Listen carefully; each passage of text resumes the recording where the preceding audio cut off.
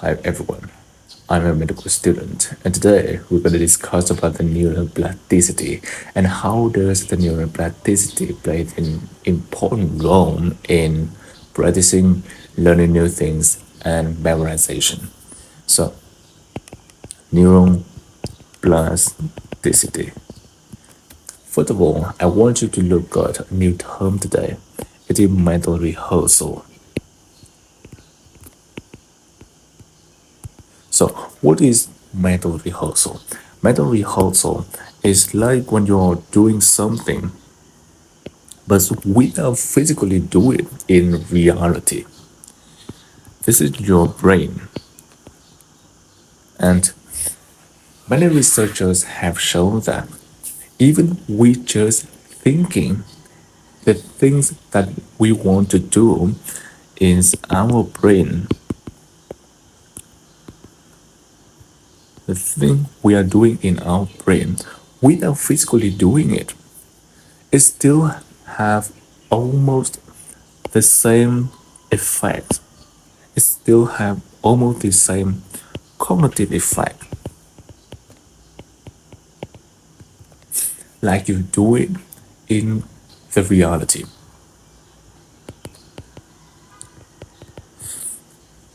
The reason for it is that when you're doing it, when you imagine everything in your mind, step by step, you still trigger the same areas that you do it in the reality. It's gonna trigger the same area with the same connection, the same neural pathways like you do it physically. And will be the best way for you in your order to review this lesson that you can't. I said that you can't do it in the reality. For example, if you are the neuron you are the medical student and you're learning about something that is, for example, like the operating, like the surgery. You're learning about the surgery, like when you read the theory, how to perform surgery step by step. The techniques will be explained extremely detailed in your textbooks, but when you just merely read it and encoding it in your brain, but the best way for learning the operating the surgery is truly practices. So therefore, if you are just a younger students, you are too young. You can't do it because you're too young. Your lack of experience. So how can we review the things that we have learned, especially the operating, especially the surgery, the things that we need to truly do it?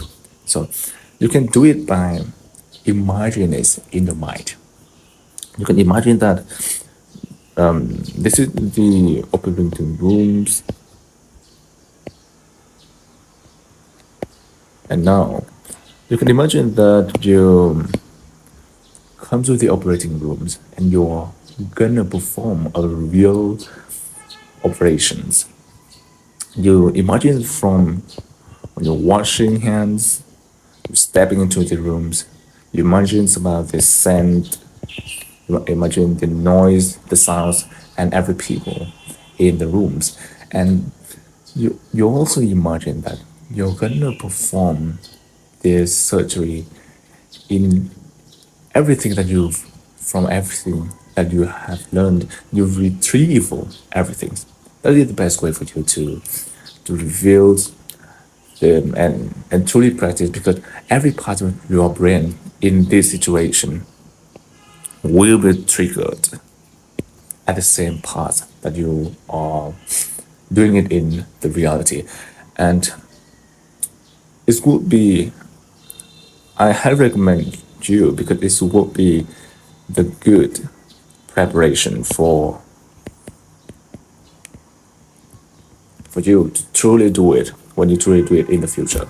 And many athletes and many in many sports will still do it in order to raising up their performance in playing the sport and training, like this motor imageries and sport performance.